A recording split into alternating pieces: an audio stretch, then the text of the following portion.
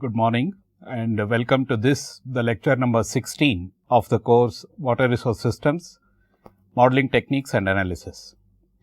Now, we have been discussing over the last two lectures the dynamic programming, and in the last lecture we covered the water allocation problem using the dynamic programming completely.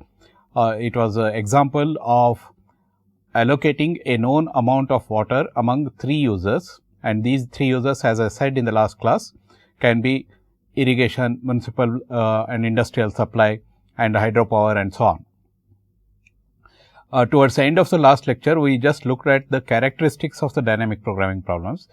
Much unlike the linear programming, dynamic programming requires some articulation to formulate the problems in the dynamic programming format. So, we will just again go through that quickly of the characteristics of the dynamic programming problems, so that the students will know, given a problem, how we restructure that problem into a dynamic programming problem.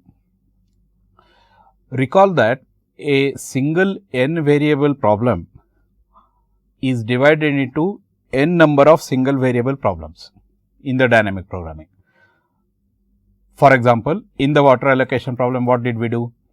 We had three decisions to be made, x1, x2, x3, corresponding to the water allocated to user 1, user 2 and user 3 respectively. So, this was the problem of three variables. What we did was, we broke that problem into a single variable problem, three number of them.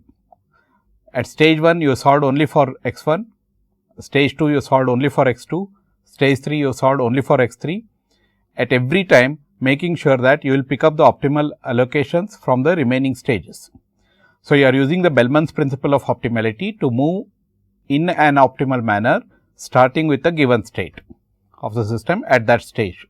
So, in essence, we have broken down a n variable problem into n number of single variable problems. That is what this states. Then the problem is divided into stages with a policy decision required at each stage. So, in the user water allocation problem, the water to be allocated to a user become the policy decision, and the users themselves will define the stages. So, you had three stages in that particular problem, and these stages can be time units. For example, time periods. When we are talking about reservoir operation problem, which I will introduce, the stages can be time or stages can be space. For example, you may look at water allocation among different crops. So, stages can be defined depending on the type of problem. Then each stage has a set of states associated with it. In the water allocation problem, what were the states? The state variable at a stage was the amount of water available to be allocated to all the users included in that stage. This was the state variable. Now, the state variable can take on a number of values, and in the particular class of dynamic programming problems that we are talking about, namely the discrete dynamic programming, we are dealing with only the discrete values of the state variables as well as the decision variables. So, the water allocation problem, the state variable could take values such as 0, 1, 2, 3 etc., up to the maximum amount of water available, which was in that case 6 units. Then we have the state transformation. Starting with the given state, you make a decision because of which the state gets transformed, and this transformation is problem dependent. In the water allocation problem, the state transformation was simply Sn minus Xn, where Sn was the state at the beginning of the stage, Xn was the decision on water allocation. Therefore, the remaining amount of water that is left for allocation among all the other stages, the previous stage, which includes all the other users, is simply Sn minus Xn. So, the state transformation function or state transformation equation governs the transformation of the input state into an output state because of the decision that you have made during that particular stage.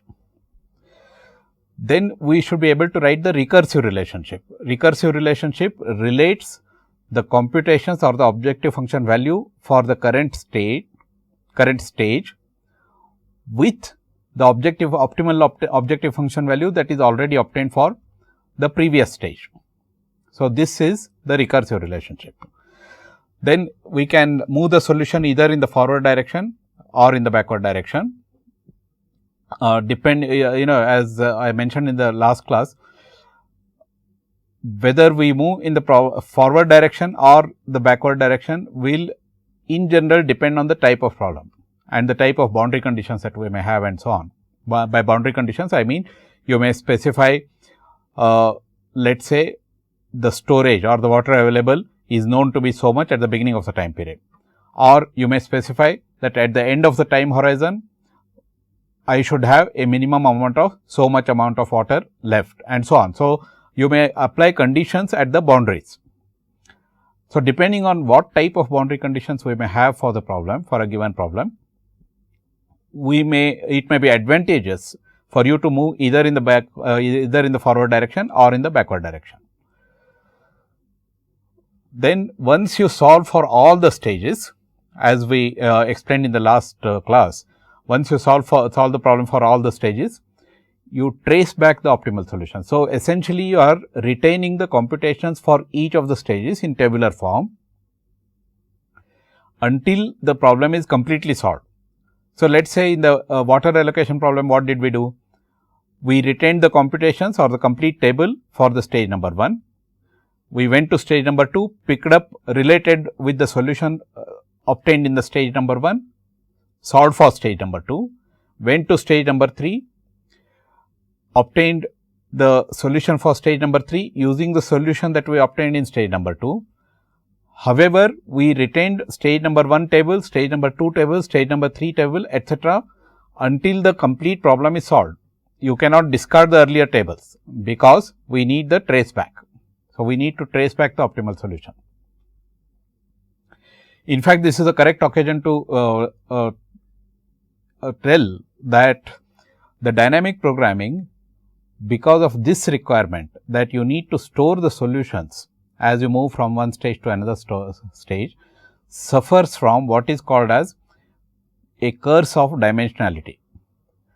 So, whenever you talk about dynamic programming, especially the discrete state dynamic programming, it suffers from the curse of dimensionality. What we mean by that is, because of the requirement that you need to store all the solutions until the problem is completely solved, as your number of state variables increase, the dimensions which you have to store in the computer will keep on increasing. And especially in the discrete case, where corresponding to each of the state variables, you will have a number of discrete states possible for that particular state variable. In the water allocation problem, we saw that the state variable can take on values 0, 1, 2, 3, 4, etc. The state variable in the water allocation problem was a single state variable, namely the water available for allocation. In many practical situations, you may need to account for several state variables, 2 state variables, 3 state variables, 4 state variables and so on. As the number of state variables increase and as the discrete class intervals or the discrete states that a particular state variable can take on increase, as the number increases, the dimension that you have to store or the storage dimension on the computer will keep on increasing exponentially. And this is what is called as curse of dimensionality, because of which the number of state variables that we often use in dynamic programming is limited to about 2 or 3 and so on. Although in some applications we have used in our institute, we have used as many as 4 different state variables with a large number of discrete states. I will perhaps discuss this type of application later on and see the implications of the computer memory and so on. Of course, with the available computer resources, it is not extremely difficult these days to solve for solve the dynamic programming problems even with a number of state variables. However, you must remember dynamic programming suffers from curse of dimensionality. Okay, with that background now, we will go to another application of the dynamic programming, an important example in the dynamic programming, that of reservoir operation. Because I am introducing the reservoir operation the first time with an example of application of dynamic programming, let us first get a broad background on what is the reservoir operation problem. In the subsequent lectures, many times we will revisit this problem.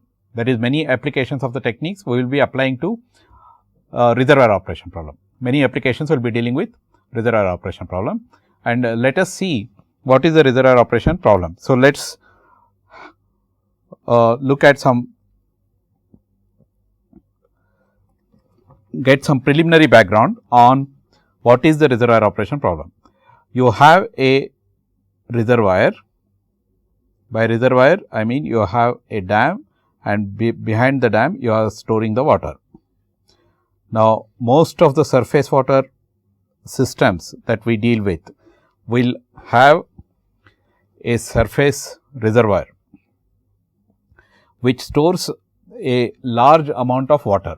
In fact, water resource systems, especially the surface water systems, almost invariably involve reservoirs which have huge amounts of water stored, and the planning for the operation of such reservoirs is an important and absolutely non-trivial problem, because you are dealing with large amount of water, and the allocation of this amount of water for different uses during different time periods, given that the storage is continuously fluctuating depending on the amount of inflow that is coming in, the amount of losses that are taking place, and so on. This problem is a non-trivial problem. Deciding on the releases during time period. Let us say that ST is the storage at the time period T, at the beginning of the time period T, and based on this ST, which also has a surface area,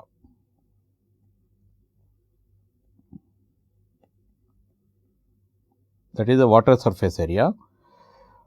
As you know from your initial water resources engineering or hydrology course, you would have seen this, that typically the contours will be something like this, just behind the reservoir. So, at different levels of storages, these are different levels of storages, you have a different water surface area. This is the water surface area.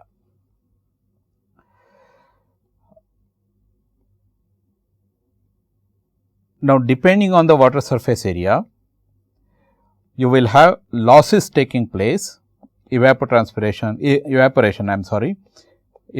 losses will be taking place, and that will be governed essentially by how much is the water spread area or water surface area, how much is the water spread area, that will decide on the evaporation, and of course, the evaporation also depends on the time period T. For different time periods, the rate of evaporation will be different. In addition, there is a inflow that is coming in here. So, we will denote the inflow as T. So, we are talking about different time periods, T is equal to 1, T is equal to 2, etc. And if you are talking about a monthly operation in 1 year, this may be 1 year horizon. You will have Q1, Q2, Q3, etc., Q12 during different time periods. So, starting with a particular storage, let us say that you know the storage at the beginning of the time period, you need to make decisions on how much to be released from the reservoir, how much amount of water to be released from the reservoir during time period T. So, we have to make a decision on R1, R2, etc., R12, such that the total objective function value for this entire horizon, time horizon, maybe of 1 year, maybe 10 years, maybe 20 years and so on, is maximized. So, we are looking at an objective function value and we would like to maximize this objective function value if we are talking about benefits arising out of the release RT. For example, you may be releasing the RT here for hydropower generation, in which case you may have your objective function as maximize the amount of hydropower generated. On the other hand, you may be releasing RT for irrigation purposes, in which case the objective function can be related to the crop yield that you may get and so on. So, the objective function value when you are maximizing may be in general related to the benefits, either tangible or intangible benefits accruing out of the release that you have made RT and the storage that you have ST. In general, the objective function value will depend on ST as well as RT. Now, look at what is happening here. From one time period to another time period, as you move, the storage keeps changing. Let us say you had a given storage S1 at this location. Because you got an inflow of Q1 and you made a release of R1, for the time being ignoring the evaporation and other losses, the storage at this point gets fixed. So, the storage at this point will be a function of, will be determined in fact based on what was the initial storage, what was the inflow and what is the release that you took, release that you made from the reservoir. It is a simple mass balance. Starting with a given storage, you add the inflow, take out, if you are accounting for the losses, take out the losses and take out the release. So, that will decide the storage at the beginning of the next time period. So, like this from time period to time period to time period, the storage keeps on changing and you need to make the decision on how much to be released during each of the time periods based on the storage that exists during that at the beginning of that time period and the inflow that is likely to come during that particular time period. So, this becomes a multi-stage problem, multi-stage decision problem. As you can see, you start with a given storage, based on that storage you make a decision accounting for the inflow that is coming and perhaps accounting for the losses and so on, because of which the state gets transformed to another storage at the end of the time period, which is also at beginning of the next time period. Based on this transformed state, you make another decision R2. Let us say you started with R1, you make a decision R2, state gets transformed to S3, make a decision R3 and so on. Like this, from one stage to another stage to another stage, based on the state of the system at the beginning of that stage, you make decisions such that when you reach the end of the horizon, in this particular case 1 year horizon, when you reach the end of the horizon, your objective function value for the entire problem is maximized. So, these kind of problems are eminently amenable to be solved by dynamic programming problems. So, let us look at how we address this problem using the dynamic programming that we have introduced in the previous lectures.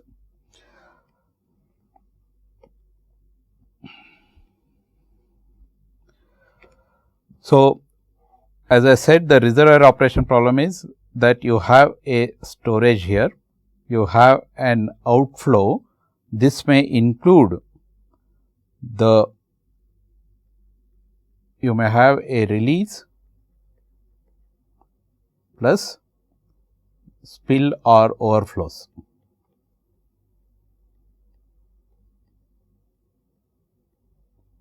What we mean by that is that you may have a controlled release, which means you may operate the gates and then make that release, and you may also have spill. That means the storage has been exceeded and still the flow is coming, and therefore, you allow it to spill over. So, the outflow here will consist of release as well as spill or the overflow. Now, we define the operating policy for the reservoir as the amount of release from the reservoir during a time period.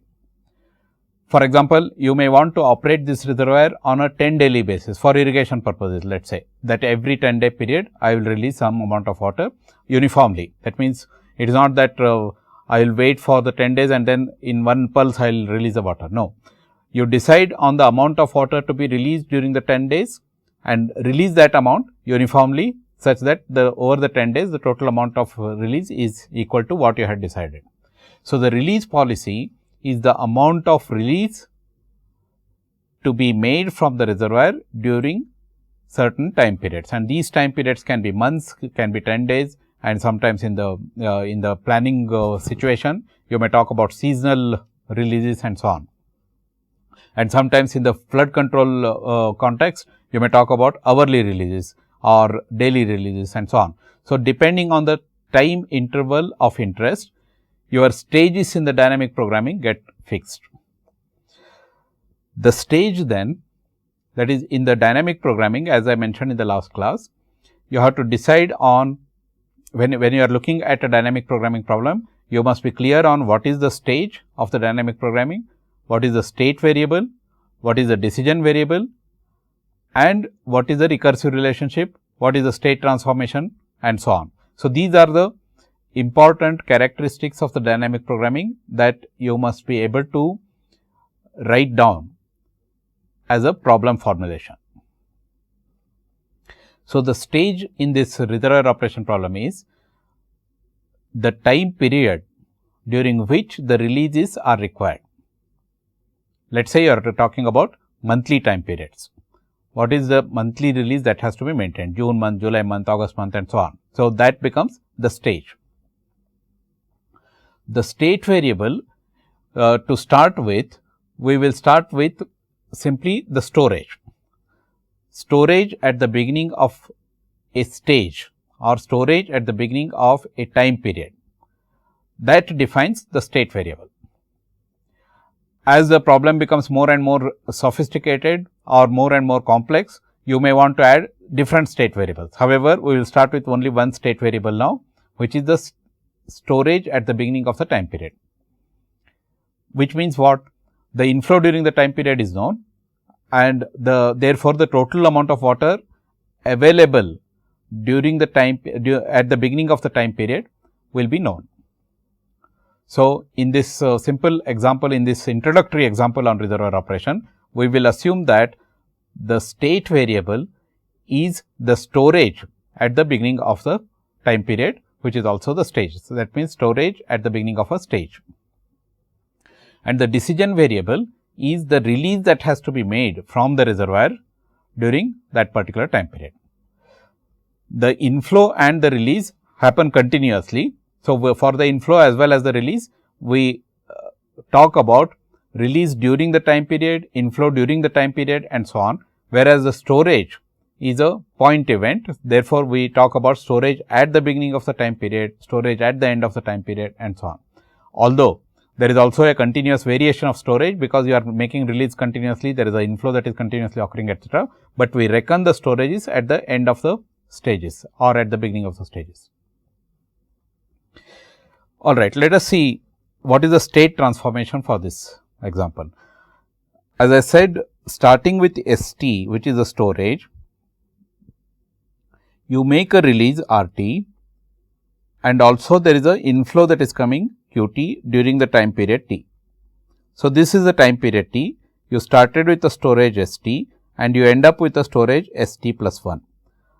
So, this state ST at the beginning of the time period T gets transformed to the state ST plus 1, and the state transformation is simply governed by the mass balance.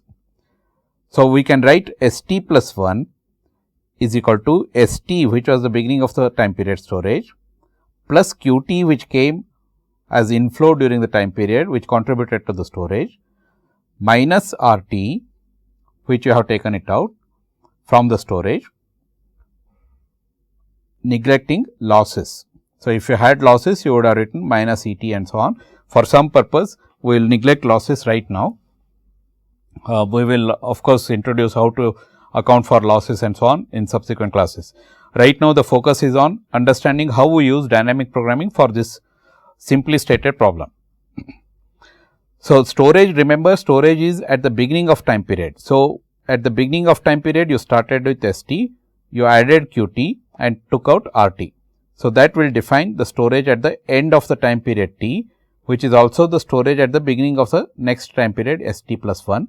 Therefore, starting with the state ST, you have obtained the state ST plus 1, and that is what is called as a state transformation. So, you know the state transformation equation for the reservoir operation problem. Now, we have several states like this. Let us say t is equal to 4, 3, 2, 1, etc. 1, 2, 3, 4, it is progressing in this direction. The last time period in general we may denote it as t is equal to t. Let us say it keeps on going and n is equal to 1 is there, therefore, we will write t is equal to t. This is the time period corresponding to last stage or the last time period I will say. For example, in the monthly case this will be 12, t is equal to 12. So, like this we associate stages n is equal to 1, we are progressing in the backward direction, n is equal to 1, n is equal to 2, n is equal to 3, etc., whereas t is equal to 1, t is equal to 2, this moves in forward direction. That is, the time progresses in forward direction, computations progress in the backward direction.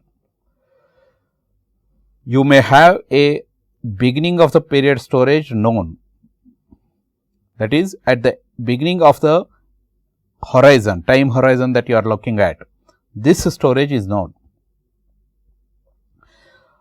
and you are progressing from this direction. So, at any given stage you can write the recursive relationship, n denotes the stage and t denotes the time period. So, we will write this as f t n, this is a subscript, this is a superscript. So, we are saying that t and n are related as shown here. For example, t is equal to 4 corresponds to n is equal to 1, t is equal to 3 corresponds to n is equal to 2 and so on. What is it that we are looking at? Our decision is RT. Because you make the decision RT in a particular stage n which corresponds to the time period t, you get a benefit from that particular decision Bt of RT. Plus, you would have solved in the previous stage. Let us say that you are looking at this particular stage. You have progressed in the backward direction, therefore, you would have solved for the previous stage. The previous stage would have included everything until the end of the time horizon, until all the stages are completed. So, in the previous stage what happens? The time period is t plus 1. So, this is time period t, the previous stage which is n is equal to 2, let us say from n is equal to 3, n is equal to 2 you are relating, the time period will be t plus 1, whereas the stage will be n minus 1. Now, we use both these indicators n as well as time just to make sure that we are keeping track of the position of the computations. This should be st plus 1 because you are talking about t plus 1 and your objective function value is related with st, which is a state variable. So, on the state variable st, you are making a decision RT and relating it with the previous stage computations which correspond to time period t plus 1, and the storage at that time period t plus 1 is st plus 1, which is governed by the state transformation st plus qt minus RT. So, this in fact gives you st plus 1.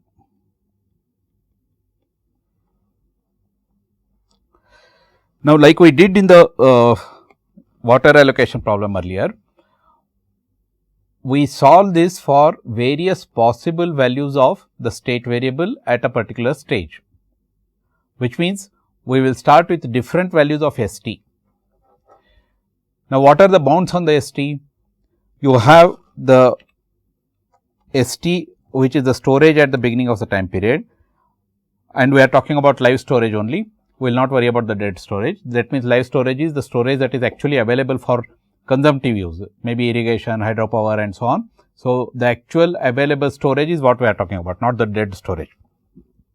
So, that storage can vary from 0 to, let us say this is the capacity, we will write it as S max. So, the storage can take on any value between 0 and S max. That is what we write here. St plus Qt minus Rt. That means, starting with a given storage, you added the flow Qt and you took out the release Rt, which also includes the overflows. That will define the end of the period storage. That should be less than S max. That is what we are saying now. So, this is what we write. You are searching for all such values of St, which will satisfy this condition. St plus Qt, which is known, Rt, which is a decision that you are making, must be less than or equal to S max. S max is the maximum storage.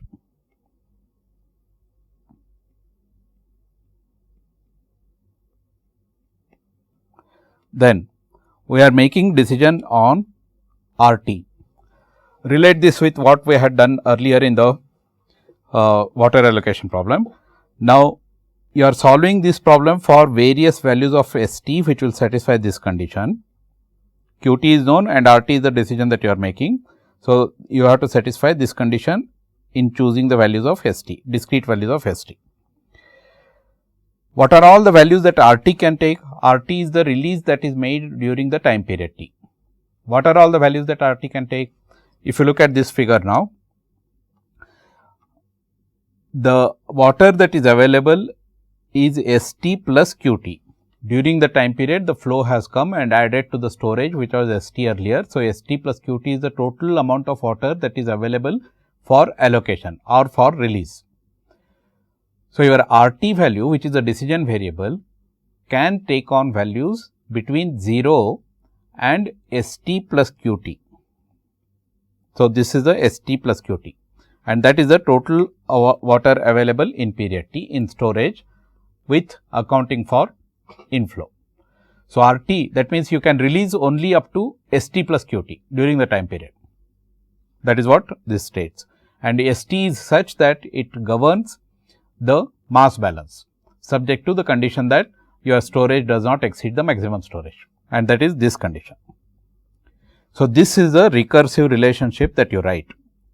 You are relating what is happening at time period T to what has happened during time period T plus 1 in the backward direction. That means, from stage n calculations, you are relating it with the previous stage calculations, n minus 1th stage calculation.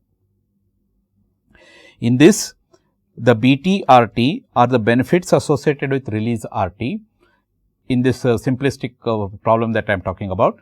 In fact, they may be associated with storage St also. As I said, let us say that you are looking at hydropower, releases for the hydropower. Now, the hydropower releases will also depend on the head and therefore, on the storage. So, in general, it may the benefits or the returns that you are accruing out of such a problem, out of such a decision that you are making, namely Rt, will be dependent both on the state variable as well as on the decision variable. But let us start with a simple problem in which the benefits or the returns that you are accruing are dependent only on Rt, which is the decision that you make. Then you have this condition 0 less than or equal to St less than or equal to S max. So, you will choose your St values such that at no time you are exceeding the maximum storage, maximum live storage, and we are dealing with only live storage, and that is why we write 0 less than or equal to St less than or equal to S max. The Qt sequence here, which is the inflow during the time period, Qt is the inflow during the time period.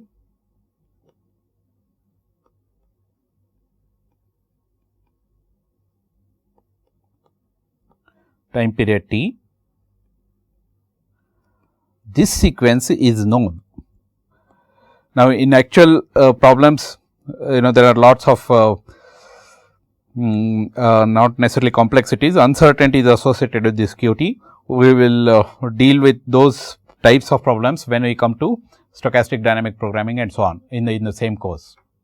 But right now, we will assume that it is a deterministic problem in the sense that Qt values are all known, the sequence Qt is known, and S max is the reservoir capacity that is known.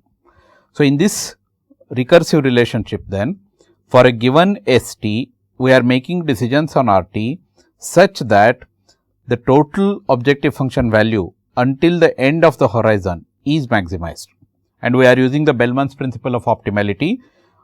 The immediate benefits that you accrue out of making the decision Rt plus the optimized benefits that you have already obtained during the previous stage computations, which correspond in this particular case to the next time period.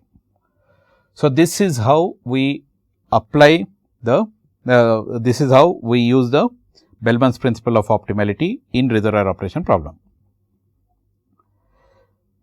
Okay, what we do in this case is, we are progressing from the last stage, that is the last time period, which corresponds to stage number 1. So, these stage 1, stage 2 etcetera are the stage in the dynamic programming computations. So, n is equal to 1 corresponds to the last time period t is equal to 4 in this case. We solve this problem looking at only the last time period. We are progressing in this direction now. We look only at the last time period.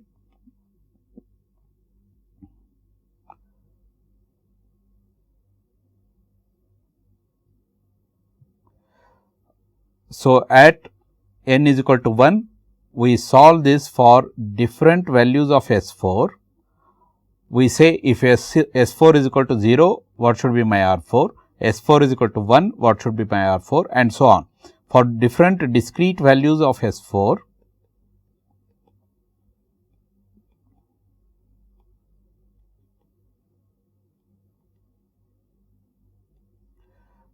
you obtain the decision R4 here, such that because we are starting with the first time period, you will have only this term is not existent, because that is the last time period. Then, having solved this, you come to this stage now, that is n is equal to 2 and the time period is 3. So, you will stand here, in which case you will include both these together and so on. So, come to this, include all these 3 together and so on. So, this is how much the same way as we did in the user water allocation problem, this is how we progress in the backward direction. Let us take an example which will make this computations clear. We will take 4 time periods, t is equal to 1, 2, 3, 4 etcetera. So, we are saying t is equal to 1, t is equal to 2 etcetera, t is equal to 4, and n is equal to 1, n is equal to 2 and so on, n is equal to 4. So, there are 4 seasons to a reservoir and the inflows are known. So, inflows are here Qt, I will write this as Qt here, this is 2, 1, 3, 2. So, the inflow during the time period 1 is 2, inflow during the time period 2 is 1 and so on. So, the reservoir inflow is known, the storage capacity is known. We are talking about a maximum storage of 4 units. And outflows from the reservoir are also included in the release. That means, if you have excess of, let us say that you were already at 4 and then 2 units of flow comes, then the whole 2 goes as outflow if you want to retain the storage at 4 itself. The reservoir storage at the beginning of the year is 0 units. That means, at this point we are saying that S1 is equal to 0. So, this is a given condition, given boundary condition. So, this is the problem now, and what is it that you want to decide? You have to decide on the release sequences, what should be my R1, what should be my R2 etcetera, such that the total benefit is maximized, and the benefit function is given here, which for this particular simple example, we will assume that it is the same for all the time periods. in general, in practical applications, you will have different benefits associated with different time periods.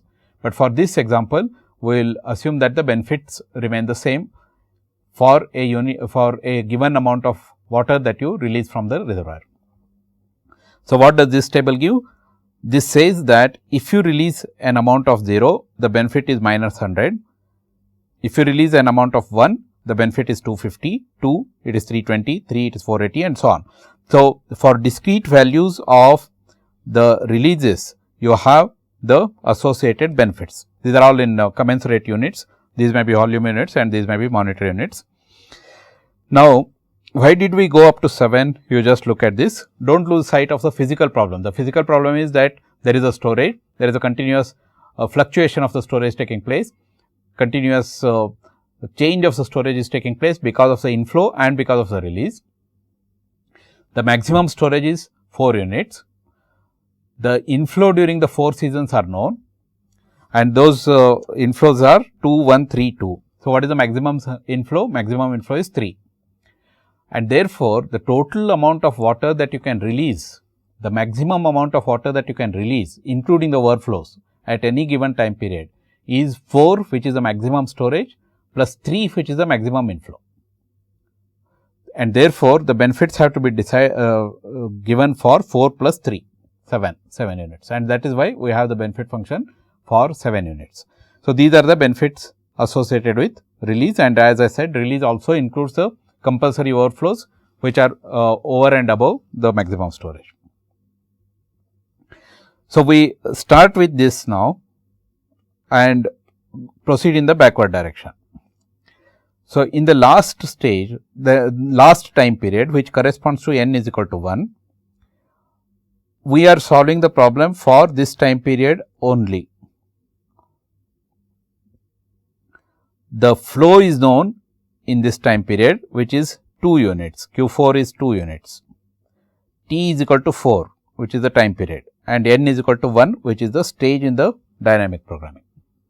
So, at this stage, we solve the dynamic programming, we write in our general notation F41, which means this is the time period 4 and this is the dynamic programming stage 1 for a given S4. We are solving this problem for a given S4 is equal to maximize B4 R4, because there is no other time period left now. This is the last time period, stage number 1. Therefore, we write this as B4 R4, B4 of R4, where B4 of R4 is the benefit associated with the release of R4 in time period 4. And R4 has to satisfy the condition that it should be non-negative and it should be less than or equal to S4, which was the storage, plus Q4, which is the inflow. So, together this is the water available,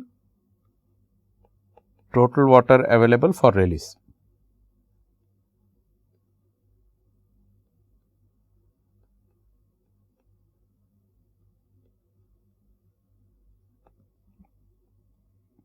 And the S4 that you choose should be such that S4 plus Q4 minus R4 should be less than or equal to 4, which is the capacity of the reservoir. This is the maximum storage.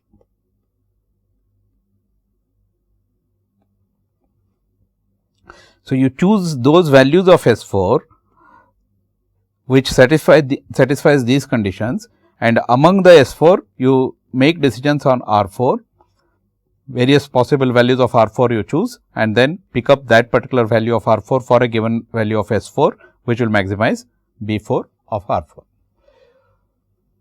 So, once you understand this part correctly, the solution is rather mechanical, much the same way as we did for the water allocation problem. So, what is it that we are doing? We are talking about time period 4 now, stage number 1, the Q4 is equal to 2, that is the inflow during the time period is 2. We will solve this for various possible values of S4. That means, what we are saying is, if my S4, which is the storage at the beginning of the time period 4 is 0, how much should I release? If my S4 is 1, how much should I release? And so on. It can go up to 4 because the storage values can only go up to 4, 0, 1, 2, 3, 4. So, we will solve this for different values of storage, possible storage values at the beginning of the time period 4. Look at this, if my S4 is 0, which means that the storage at the beginning of the time period 4 is 0, we have an inflow 2 and therefore, the release values R4 can take on values up to 2, namely 0 plus 2. So, it can be either 0 or 1 or 2. So, what we are saying is, if my S4 is 0, R4 can be either 0 or 1 or 2. If R4 is 0, my benefit is minus 100. If R4 is 1, benefit is 250. If R4 is 2, benefit is 320. And therefore, the maximum value corresponding to this is 320. And the R4 star here corresponds to the R4 that results in this maximum value. So, that is how you get R4 star. Relate this again with the water allocation problem that we solved earlier. Then S4 is equal to 1. 1 plus 2, that is 3. Therefore, my R4 can be 0, 1, 2, 3. So, you can release up to 3. And these are the associate benefits and this is the maximum value and this says R4 star should be 3. So, if the storage is 1, then my release should be 3. Is what this column says, this row says. S4 is equal to 2, then again my release can be up to 2 plus 2 which is 4. So, 0, 1, 2, 3, 4 and these are the associate benefits, this is the maximum benefit and this is the release, which means that it says if your storage is 2, release 4. Now, we will go to storage is equal to 3.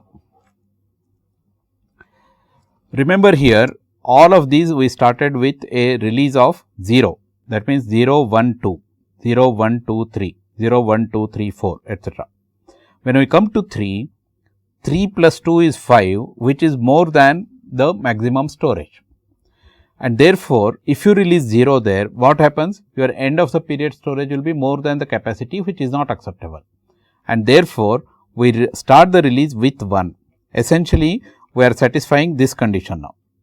R4 should be less than or equal to S4 plus, that is S4 plus Q4 minus R4 should be less than or equal to 4.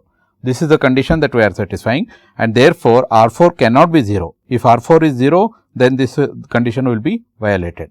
And therefore, we for S4 is equal to 3, we start with R4 is equal to 1. You can have 1, 2, 3, 4, 5. That is 3 plus 2 is 5. You can go up to 5. Similarly, when we come to S4 is equal to 4 and these are obvious here. So, you get a maximum benefit of 520 and 520 corresponds to 4 or 5, which means that it says if my S4 is equal to 4, you either release 4 or 5 and you get a maximum benefit of 520. When you come to 4 here, what is the total water available? 4 plus 2, that is 6 and therefore, you cannot release 0, which will lead to the end of the period storage as 6.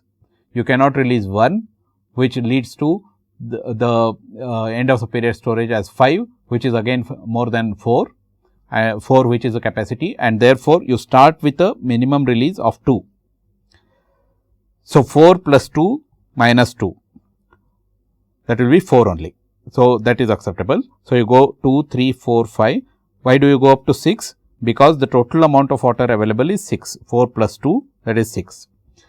And these are the associated benefits and this is the maximum benefit and this corresponds to 4 and 5. So, the first stage computations are fairly straightforward. You simply look at all the possible values of the releases and pick up the associated benefits, pick that particular value of R4, which gives you the maximum benefit associated with this. So, that is fairly straightforward because you did not have any other time periods beyond this. So, you are just looking at one time period. When you go to the next time period, which is the next stage here, in this case n is equal to 2, which corresponds to t is equal to 3, you are at this point. So, you will solve for various values of S3 and include both these time periods together. So, that is what we do for the next time period. So, stage 2, that is n is equal to 2, t is equal to 3, time period is 3, your inflow is 3 units. You are writing for S3, for a given value of S3, this is the time period and this is the stage. You are writing the recursive relationship for this particular stage now. F32 of S3, that means if your S3 is known, then you are looking at a decision R3 which will maximize B3 R3 plus, as a result of making this decision, you would have ended up in a storage S4, which is S3 which is known plus Q3 which is known minus R3 which is the decision that you are making now. Therefore, that value is known. This will define S4, and for S4 you have already solved, and that is F41 S4, and that is F41 of the end of the period storage. So, at this stage what we are looking at is maximum you are making a decision R3 corresponding to a given S3 which will maximize B3 of R3 plus the optimized value of the objective function for the previous stage 1. So, from stage 2 you are relating it to stage 1, which is from time period 3 you are relating it to time period 4. And again all these similar constraints, that means your S3 that you are choosing here must be such that S3 plus Q3 which is known minus R3 which is a particular value of R3 that you are looking at must be less than or equal to 4. So, for a given S3, like we did in the previous table, you choose R3 such that this condition is satisfied, Q3 remaining constant. And R3, the values of R3 which is released during the time period 3 must be such that you can go from 0 to S3 plus Q3, which is the total amount of water available. Once you understand the computations for the stage 2, you can carry out computations for any number of stages. So, we are essentially now talking about time period 3 and n is equal to 2, Q3 is known, Q3 is 3, and this is a recursive relationship that you are talking about. We solve this problem for various specified values of S3, which means essentially what we are saying is that if the storage at the beginning of the time period 3 is known to be 0 units, 1 unit, 2 units, 3 units and 4 units. That is the maximum storage that is possible. How much should I release during that time period R3 star, such that the immediate benefit that you get out of that particular decision R3 and the optimized decision that you would get from the previous stage corresponding to the storage that results out of S3 and R3 together for this Q1 Q3. That is the question that you are asking. So, how do we do? These are typically solved using the tabular form. So, you just look at these and set up your table.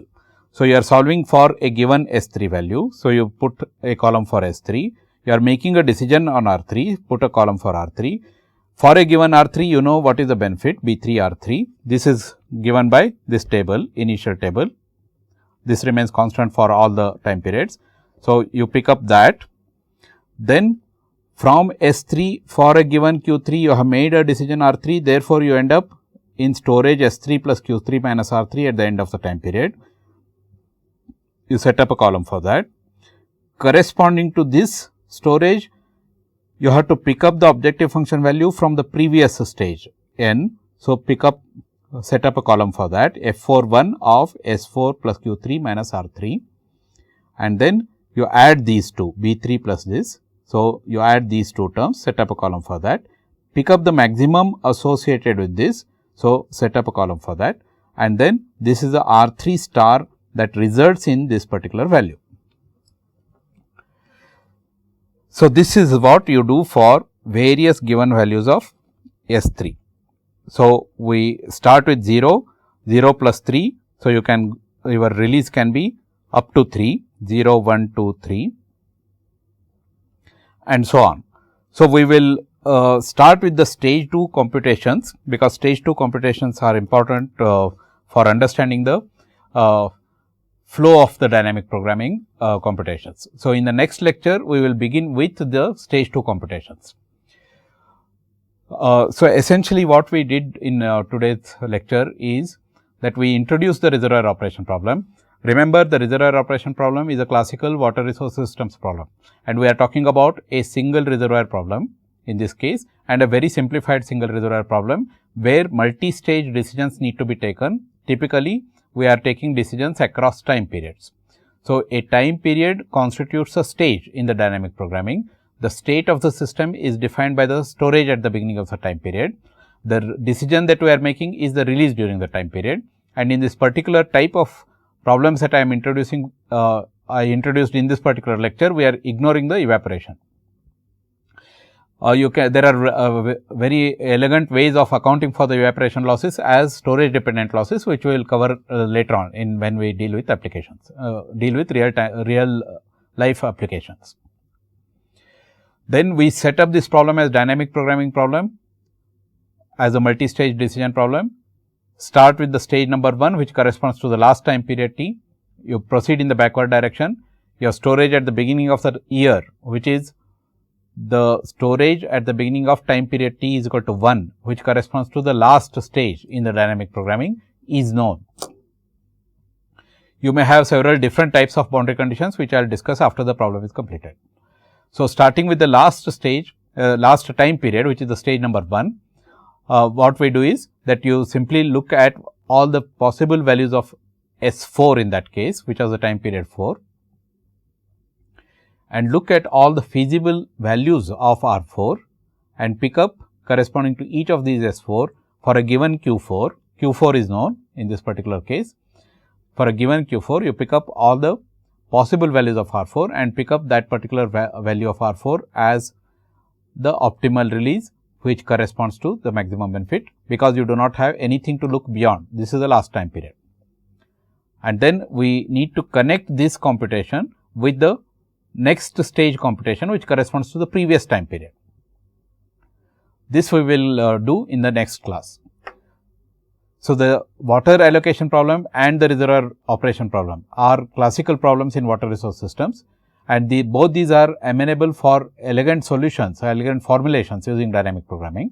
And I also mentioned about the curse of dimensionality in dynamic programming problems, which often limits its use in water resource systems, because in water resource systems, for realistic formulations of the problem, you need to account for not one state variable, but several state variables. For example, storage at the beginning of the time period can be a state variable, inflow can be a state variable, rainfall in the command area can be a state variable, soil moisture can be a state variable, and so on, because you want to make the optimal decisions based on all these values.